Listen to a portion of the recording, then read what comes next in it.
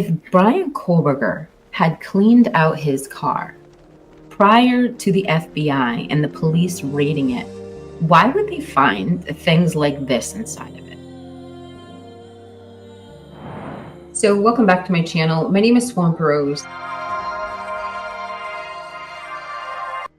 and today I'm continuing my podcast regarding the Idaho4 or the case against Brian Kohlberger. So let's get into the story. But before I get started, I just want to make sure I let you know everything I say in this video is simply my opinion, is simply speculation. And I encourage you to do your own research to help you form solid opinions about this case. And with that, let's go ahead and get started with today's video.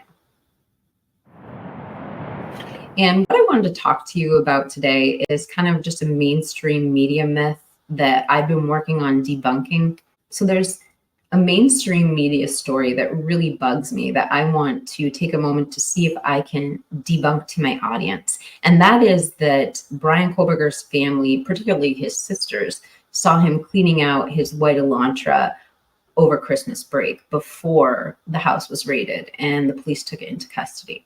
This as his public defender and prosecutors from Latah County prepare for what's sure to be a very long legal process. Since Kohlberger's arrest in Pennsylvania a week ago and the release of the probable cause document on his return to Idaho, we have learned more about the investigation into the quadruple murder. Law enforcement sources told CNN that the Hyundai Elantra that Kohlberger was driving was cleaned from top to bottom by the suspect. During surveillance of his parents' in Pennsylvania home and Kohlberger's movements, sources told the media outlet that the 28-year-old doctoral student was seen wearing surgical gloves. Investigators believe Kohlberger killed Kaylee Gonsalves, Madison Mogan, Zainer Kernodle, and Ethan Chapin inside of a rented home not far from the University of Idaho campus. At the time of the murders, Kohlberger was studying at Washington State University, which is just a few miles away from the crime scene. Okay, so I pulled a couple of headlines from back when BK was arrested. This one is from HuffPost, and it reads, Idaho murder suspect meticulously cleaned car, wore surgical gloves before arrest, report. And this first paragraph reads, a surveillance team tasked with following Brian Kohlberger saw the Idaho murder suspect meticulously clean his car and deposit trash in a neighbor's bins at 4 a.m. when he was spotted wearing surgical gloves several times before his arrest last month, according to the Friday report by CNN. And since this article is referencing CNN, I went back to the original CNN article to see who they referenced for the source. And the title of the CNN article reads, Idaho suspect in student murders thoroughly cleaned vehicle, also wearing surgical gloves multiple times outside family home, source says. And this one goes on to read, a man accused of murdering 4 University of Idaho students in November had thoroughly cleaned the interior and exterior of his car and was also seen wearing surgical gloves multiple times before being apprehended, a law enforcement source tells CNN. And so I'm like, well, who is this source? But if you scroll down a little bit farther in the article, all it really says is this. A source who spoke on the condition of anonymity was briefed on observations made by investigators during 4 days of surveillance leading up to Kohlberger's arrest at his family's home in Pennsylvania on December 30th.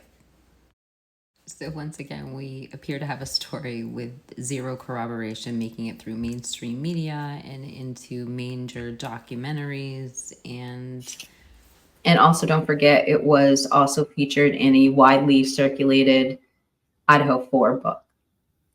So I'm just going to start with this. The fact is, if BK had cleaned out his car in Pennsylvania, why would the police and the FBI be finding the things that are in this receipt? Things like empty water bottles, Band-Aids, wrappers, and a lot more. So okay, and this image credit goes to Heather Fitzgerald, one of my managing mods. I've linked her channel below. Please visit, give her a sub and a like. She helps me with all my videos and live streams, and she puts out excellent content. Okay, so at the bottom of the warrant, it reads, a copy of the warrant and a receipt for property taken shall be given to the person from whom or from whose premises property was taken, and if no person is found in possession, a copy of the receipt shall be conspicuously posted in the place where the property is found. So let's now take a look at the receipts that were provided to Brian Kohlberger after the search warrant was executed. So I'm just going to take a closer look at these receipts. So let's just take a closer look at these property receipts. So it is a 2015 Honda Elantra bearing the VIN number which is BK's. So description of items: swabs, Ziploc bag with pink zipper, 7 quarters, plastic baggie with green zipper, 36 dimes, 32 nickels, 8 pennies, gloves, receipts, car insurance card, car registration, hiking boots, comfort in room key holder and stay information, tire iron, shovel, goggles, floor mat, reflective vest, used water bottles, wrench, door panel, seats and seat cushions, headrest, seat belts, visor, fiber, brake pedal, gas pedal, phone charger, band-aids, wrappers, maps, documents, seat belt boot. And it says nothing further. I just want to point out a couple things on here. So it doesn't appear the car was actually cleaned after the road trip that Brian and his father took back from Washington to Pennsylvania, because we've got the comfort in room key. And doubtfully, someone in Brian's position on a budget visiting home from school/work would stay at a comfort inn. So that's likely from their trip back.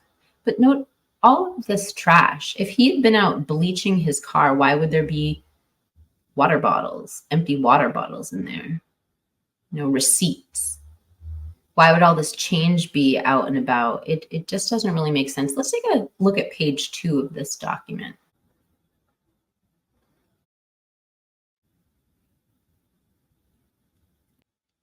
So for me, it's kind of hard to look at these receipts and think to myself that Brian has cleaned out his car. So I think this is a pretty solid way to debunk that mainstream media myth. However, I'd love to hear what you think below. Do you agree with my assessment? Do you disagree? I want to give Too Fast for Police credit for bringing me this story. Thank you, Too Fast. And I will link his channel below. And yeah, I'd love to hear what you say. And if you've made it this far in the video, I would just ask if you please give this video a like. It really helps me as a creator. It's the free way you can help my channel. And every time you like a video, it helps put it in front of another person. Also, if you want to consider subscribing to my channel, I put out content daily, including shorts, live streams, videos, community posts, and much more.